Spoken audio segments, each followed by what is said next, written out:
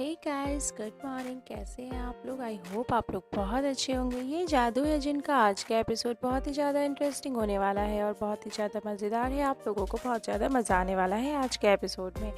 आज के एपिसोड की स्टार्टिंग होगी जहाँ पर कल का एपिसोड ख़त्म हुआ था। अमन को उसकी तलवार मिल जाती है और उस तलवार को लेकर वो जैसे ही घर में आता है, रोशनी जैसा कि बताती है कि मुझे डाउट हो रहा है कि ये सब कुछ ताबीजी का किया धरा है। और उसके बाद वो जैसे ही बोलती है वो एक शीशे के अंदर कैद हो जाती है और उसे घुटन जैसा होने लगता है। और वहीं पर सब लोग कोशिश करते हैं, अमन भी कोशिश करते हैं उसे बाहर निकालने के लिए, मगर उसे वो बाहर नहीं निकाल पाते हैं।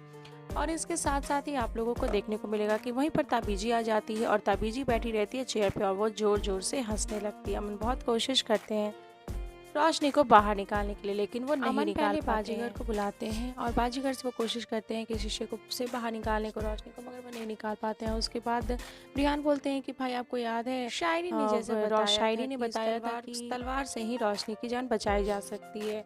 और अमन जैसी तलवार को बुलाते हैं और तलवार को शीशे की तरफ फेंकते हैं। इस तलवार से रोशनी बाहर नहीं निकल पाती और इसके साथ साथ ही रोशनी तो नहीं निकल पाती। और यहाँ पर जो ताबीजी होती है वो एक चेयर पे बैठे हुए हंस रही होती है सब कुछ देख करके। और अमन को बहुत ज़्यादा गुस्सा आता है, वो तलवार ताबीजी की तरफ फेंक देता है। जैसे ही वो अमन ताबीजी की तरफ वो तलवार को फेंकता है, ताबीजी की तरफ उस तलवार को वो चलाते हैं कि वो ताबीजी जो होती है वो घूम जाती है और अपना पीठ के साइड दिखाती है। यानी कि उसके पीठ के साइड एक और चेयर पे वो जो 3 अयाना थी ना, जिसमें से 2 अयाना ने बना कर दिया था उसके दिल की हिफाजत करने की, रोशनी के दिल की हिफाजत करने की, उसमें से जो एक अयानी जो बूढ़ी अयाना थी, यानी कि जो सीनियर अयाना थी, वो बैठी थी। उसे जो ताबीजी होती है ना, वो रस्सी से बांध करके उसे बैठा के रखी थी, उसके मुँह पे टेप बांध दिया था उसने। और वो तलवार जा करके उसे लग जाती है। जी हाँ, अमन की तलवार जा करके उस अयाना को लग जाती है, सीनियर अयाना को, और वो मारी जाती है। अब तो ताबीजी का रास्ता क्लियर हो चुका है, वो तो मारी जाती है और रोशनी भी पिंजरे से बाहर आ जाती है।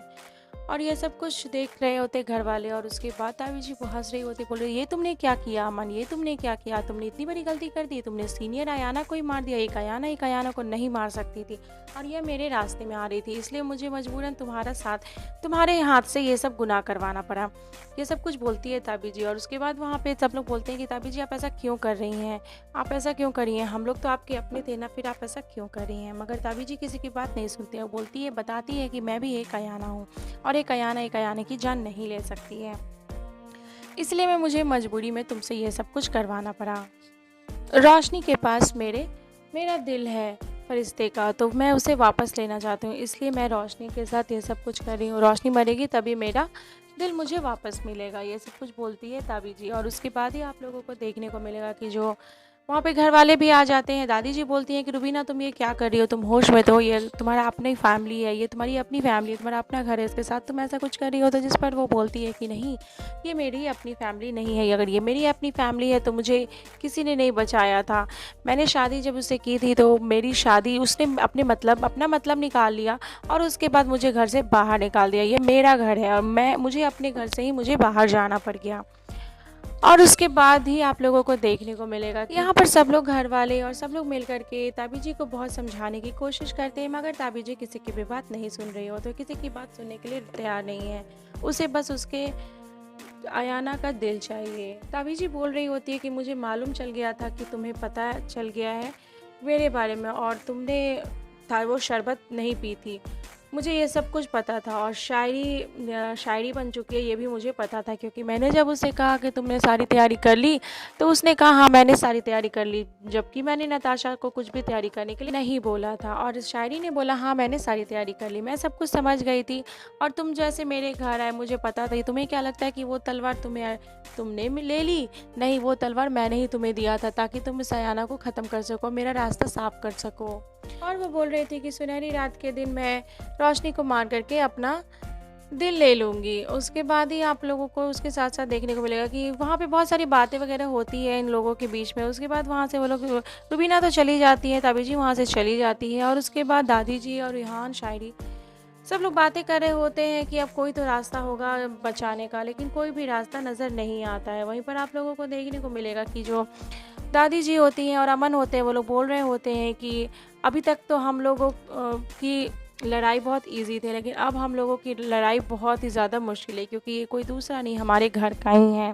दुश्मन हमारे घर का है और उसे हमारी कमज़ोरी और हमारी ताकत सब कुछ पता है, मगर हमें नहीं पता है कि इसकी क्या कमज़ोरी है और क्या ताकत है।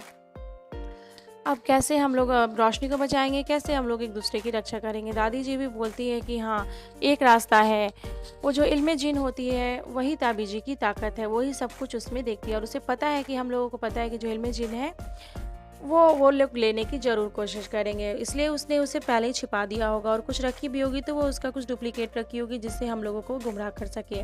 लेकिन ऐसा भी तो हो सकता है कि उसका कोई डुप्लीकेट कॉपी हो, यानी कि उसका ओरिजिनल कॉपी तो ताबी जी के पास है, लेकिन उसका कोई एक कॉपी डुप्लीकेट कॉपी तो होगा ज़रूर, तो जिस पर रिहान बोलते हैं हाँ ये हो सकता है। और तो ये पता कैसे चलेगा कि ये सब डुप्लीकेट कॉपी कहाँ है, तो जिस पर रिहान बोलता है कि हो सकता है कि शायरी के उस्ताद जी को पता होगा। ओहो! हाँ, हाँ, सही में तो फिर वो लोग दादी जी कहती हैं कि हाँ रिहान तुम जाओ, उनसे पता करो और शायरी को भी उस अपने साथ लेकर जाना।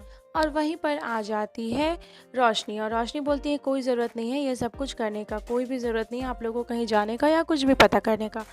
मगर जो अमन होते हैं वो इशारा कर देते हैं रिहान को और कि तुम जाओ अमन, रिहान तुम जाओ और जाकर पता करो। और उसके बाद रिहान वहाँ से चले जाते हैं, दादी जी भी चली जाती है और रोशनी वहाँ पर आ जाती है। रोशनी और अमन के बीच में यहाँ पे एक बहुत अच्छा सा एक सीन आप लोगों को देखने को मिलेगा। वो लोग बहुत अच्छी बातें कर रहे होते हैं, रोशनी को अमन समझा रहे होते हैं और एक बहुत ही प्यार भरी बातें कर रहे होते हैं। बहुत अच्छा लगता है यहाँ पे, थोड़ा सा हंसी मजाक प्यार भरी बातें सब कुछ बहुत अच्छा लगता है यहाँ पे एक थोड़ा सा सीन देखने में।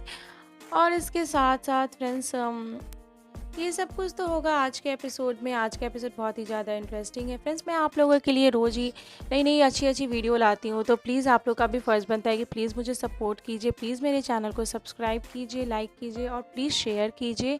मुझे आप लोगों की सपोर्ट की बहुत ज़्यादा ज़रूरत है गाइज़, तो प्लीज़ प्लीज़ प्लीज़ मुझे सपोर्ट कीजिए, मेरी वीडियो को पूरी देखा कीजिए।